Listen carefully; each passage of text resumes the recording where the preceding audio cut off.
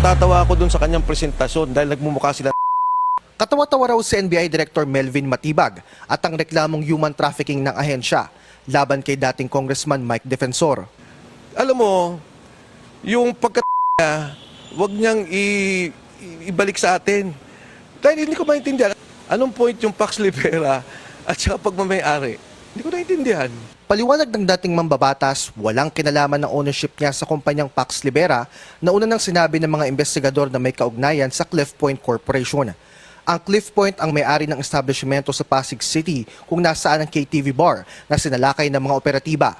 Isa umano itong sex den kung saan 55 kababaihan ang na-rescue.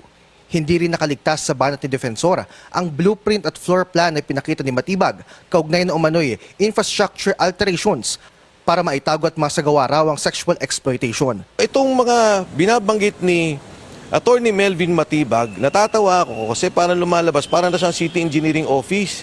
Meron pa siyang presentasyon nung detailed building plan. Hindi ko alam yung mga pinagsasabi niya. Parang may sinabi siyang fire exit. Kailan ka naman nakita ng fire exit na nasa harapan ng building? Hapon itong Biyernes inihain ng NBI sa Pasig City Prosecutor's Office ang kasong qualified human trafficking laban kay Defensor. Haharapin ko. At ako naniniwala, wala siyang kakaso-kaso. Pinakita ko na yung video ng building. Sinasabi nila, human trafficking as if isang prostitution din. Alam ko ang gusto niya. Ang gusto niya, magkaroon ako ng non-bailable na kaso para ako makulong, hindi makapagsalita. Ang sinasabi nga ni Secretary Mike, talagang tinatarget siya for a non-bailable offense. Kita nyo, sinasangkot din siya. Natatawa ako dun sa kanyang presentasyon dahil nagmumukha sila.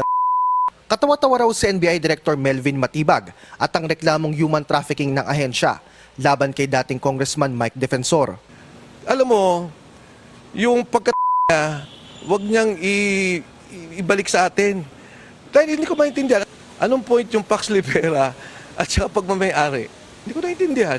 Paliwanag ng dating mambabatas, walang kinalaman ng ownership niya sa kumpanyang Pax Libera na una nang sinabi ng mga investigador na may kaugnayan sa Cliff Point Corporation.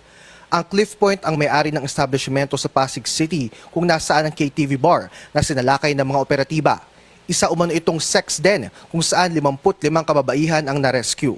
Hindi rin nakaligtas sa banat ni Defensor ang blueprint at floor plan na pinakita ni Matibag kaugnay na umano'y infrastructure alterations para maitago at masagawa raw ang sexual exploitation. Itong mga binabanggit ni Attorney Melvin Matibag, natatawa ako kasi parang lumalabas, parang na siyang City Engineering Office. Meron pa siyang presentasyon nung detailed building plan. Hindi ko alam yung mga pinagsasabi niya. Parang may sinabi siyang fire exit. Kailan ka naman nakita ng fire exit na nasa harapan ng building? Hapon itong Biyernes inihain ng NBI sa Pasig City Prosecutor's Office ang kasong qualified human trafficking laban kay Defensor. Haharapin ko. At ako naniniwala, wala siyang kakaso-kaso. Pinakita ko na yung video ng building. Sinasabi nila, human trafficking as if isang prostitution din. Alam ko ang gusto niya. Ang gusto niya, magkaroon ako ng non-bailable na kaso para ako makulong, hindi makapagsalita. Ang sinasabi nga ni Secretary Mike, talagang tinatarget siya for a non-bailable offense. Kita nyo, sinasangkot din siya. Natatawa ako dun sa kanyang presentasyon dahil nagmumukha sila. Katawa-tawa raw si NBI Director Melvin Matibag at ang reklamong human trafficking ng ahensya laban kay dating Congressman Mike Defensor. Alam mo, yung pagkat niya, wag niyang ibalik sa atin. Dahil hindi ko maintindihan. Anong point yung Pax Libera at saka pagmamayari? Hindi ko naintindihan. Paliwanag ng dating mambabatas, walang kinalaman ng ownership niya sa kumpanyang Pax Libera na una nang sinabi ng mga investigador na may kaugnayan sa Cliff Point Corporation. Ang Cliff Point ang may-ari ng establishmento sa Pasig City kung nasaan ang KTV bar na sinalakay ng mga operatiba. Isa umano itong sex den kung saan 55 kababaihan ang na-rescue. Hindi rin nakaligtas sa banat ni Defensor ang blueprint at floor plan na pinakita ni Matibag kaugnay na umano'y infrastructure alterations para maitago at masagawa raw ang sexual exploitation. Itong mga binabanggit ni Attorney Melvin Matibag, natatawa ako kasi parang lumalabas, parang na siyang City Engineering Office. Meron pa siyang presentasyon nung detailed building planning. Hindi ko alam yung mga pinagsasabi niya. Parang may sinabi siyang fire exit. Kailan ka naman nakita ng fire exit na nasa harapan ng building? Hapon itong Biyernes inihain ng NBI sa Pasig City Prosecutor's Office ang kasong qualified human trafficking laban kay Defensor. Haharapin ko.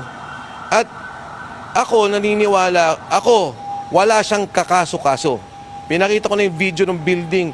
Sinasabi nila, human trafficking as if isang prostitution din. Alam ko ang gusto niya. Ang gusto niya, magkaroon ako ng non-bailable na kaso para ako makulong, hindi makapagsalita. Ang sinasabi nga ni Secretary Mike, talagang pinatarget siya for a non-bailable offense. Kita nyo, sinasangkot din siya. Tatawa ako dun sa kanyang presentasyon dahil nagmumukha sila. Katawa-tawa raw si NBI Director Melvin Matibag at ang reklamong human trafficking ng ahensya laban kay dating Congressman Mike Defensor. Alam mo, yung pagkat niya, wag niyang ibalik sa atin. Dahil hindi ko maintindihan. Anong point yung Pax Libera at saka pagmamayari? Hindi ko naintindihan. Paliwanag ng dating mambabatas, walang kinalaman ng ownership niya sa kumpanyang Pax Libera na una nang sinabi ng mga investigador na may kaugnayan sa Cliff Point Corporation. Ang Cliff Point ang may-ari ng establishmento sa Pasig City kung nasaan ang KTV bar na sinalakay ng mga operatiba. Isa umano itong sex den kung saan 55 kababaihan ang na-rescue. Hindi rin nakaligtas sa banat ni Defensor ang blueprint at floor plan na pinakita ni Matibag kaugnay na umano'y infrastructure alterations para maitago at masagawa raw ang sexual exploitation. Itong mga binabanggit ni Attorney Melvin Matibag, natatawa ako kasi parang lumalabas, parang na siyang city engineering office. Meron pa siyang presentasyon nung detailed building planning. Hindi ko alam yung mga pinagsasabi niya. Parang may sinabi siyang fire exit. Kailan ka naman nakita ng fire exit na nasa harapan ng building? Hapon itong Biyernes inihain ng NBI sa Pasig City Prosecutor's Office ang kasong qualified human trafficking laban kay Defensor. Haharapin ko. At ako naniniwala, wala siyang kakaso-kaso. Pinakita ko na yung video ng building. Sinasabi nila, human trafficking as if isang prostitution din. Alam ko ang gusto niya.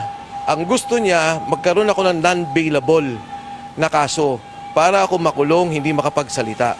Ang sinasabi nga ni Secretary Mike, talagang pinatarget siya for a non-bailable offense. Kita nyo, sinasangkot din siya. Tatawa ako dun sa kanyang presentasyon dahil nagmumukha sila. Katawa-tawa raw si NBI Director Melvin Matibag at ang reklamong human trafficking ng ahensya laban kay dating Congressman Mike Defensor. Alam mo, yung pagkat niya, wag niyang ibalik sa atin. Dahil hindi ko maintindihan. Anong point yung Pax Libera at saka pagmamayari? Hindi ko naintindihan. Paliwanag ng dating mambabatas, walang kinalaman ng ownership niya sa kumpanyang Pax Libera na una nang sinabi ng mga investigador na may kaugnayan sa Cliff Point Corporation. Ang Cliff Point ang may-ari ng establishmento sa Pasig City kung nasaan ang KTV bar na sinalakay ng mga operatiba. Isa umano itong sex den kung saan 55 kababaihan ang na-rescue. Hindi rin nakaligtas sa banat ni Defensor ang blueprint at floor plan na pinakita ni Matibag kaugnay na umano'y infrastructure alterations para maitago at masagawa raw ang sexual exploitation. Itong mga binabanggit ni Attorney Melvin Matibag, natatawa ako kasi parang lumalabas, parang na siyang city engineering office. Meron pa siyang presentasyon nung detailed building planning. Hindi ko alam yung mga pinagsasabi niya. Parang may sinabi siyang fire exit. Kailan ka naman nakita ng fire exit na nasa harapan ng building? Hapon itong Biyernes inihain ng NBI sa Pasig City Prosecutor's Office ang kasong qualified human trafficking laban kay Defensor. Haharapin ko. At ako naniniwala, wala siyang kakaso-kaso. Pinakita ko na yung video ng building. Sinasabi nila, human trafficking as if isang prostitution din. Alam ko ang gusto niya. Ang gusto niya, magkaroon ako ng non-bailable na kaso para ako makulong, hindi makapagsalita.